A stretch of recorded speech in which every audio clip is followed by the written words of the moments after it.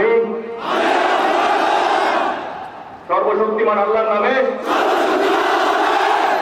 সশ্রদ্ধ চিত্তে শপথ করিতেছি যে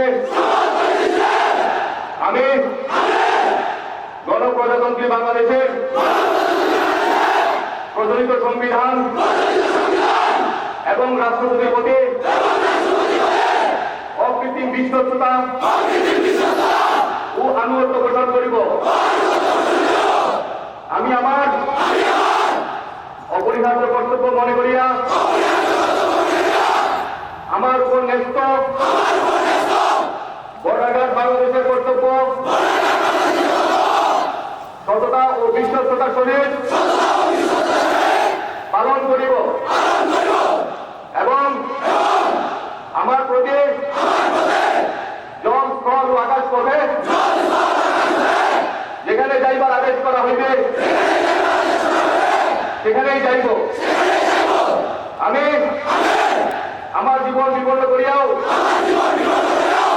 আমার উপর নিয়োজিত কর্তব্য